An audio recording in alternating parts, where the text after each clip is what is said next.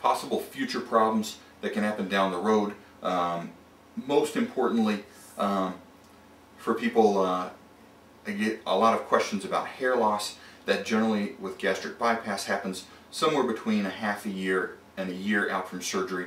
For women, their hair can get very thin. For guys too, but women seem to be more concerned about it.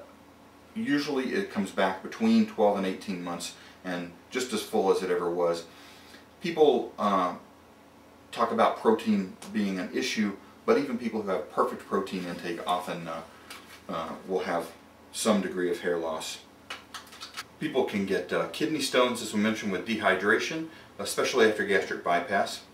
With weight loss, gallstones can form. About 25% of women in America need their gallbladder out at some point during their life regardless, and with weight loss that number definitely goes up.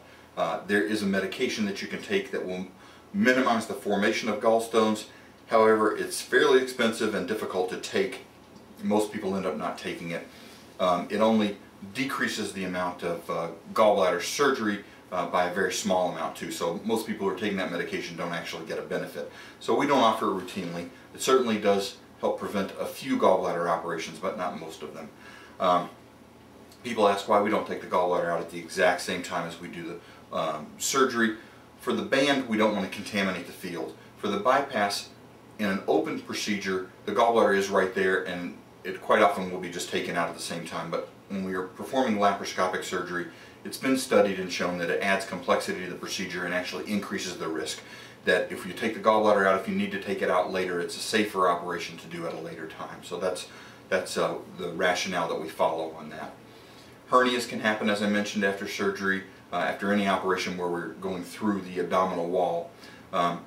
Emotional stress, adjustment with family and friends, and compulsive social behaviors can happen. And these can be a real challenge, especially the first couple of years, but even in later years. Even skinny people compensate with food. We celebrate as a society with food. We console ourselves with food. When we're lonely or bored, we eat. And this is true of skinny people as well.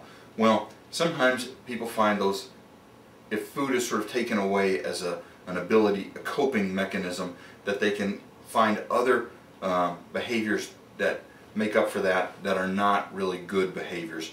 Gambling, drinking alcohol, uncontrolled sexual behavior can definitely happen. They're not common, but they do happen often enough, and we do see them occasionally where people need to have intervention or interact with a professional, go into treatment. And we just mainly urge you to recognize them if they're happening early, so that you don't have something tear up your life. Medications also need to be adjusted. There's no real description in the pharmacology literature of a medication actually being malabsorbed with these operations, as in needing truly a different amount of the medication, but in terms of the way it gets through the pouch or through the band, that definitely is an issue for the pills that can't be crushed. You need to change to a crushable form of a pill. Usually that means if you're taking a once-a-day pill, that you go to a 3 or 4 time a day version of that pill that's crushable. And just to be aware of that. And certainly the size of some pills can be an issue for people as well. The other thing on that for medications is for people to avoid aspirin or aspirin relative pills like ibuprofen and Aleve. That can be a real issue for people with arthritis, with a gastric bypass especially. That can lead to increased ulcer risk. Now, a short-term burst of those things is not as big an issue. And some people we do have go on a relevant long-term, but they are aware of that additional risk that they're taking.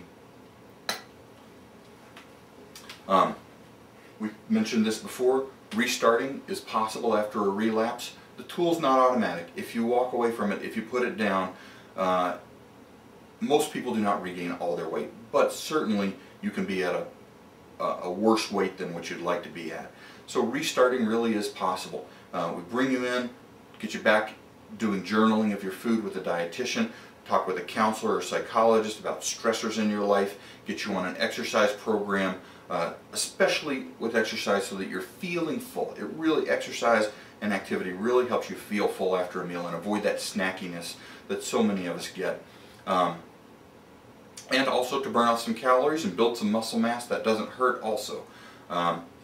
Also to remember that the tool can malfunction or break, especially with the older techniques as I discussed previously.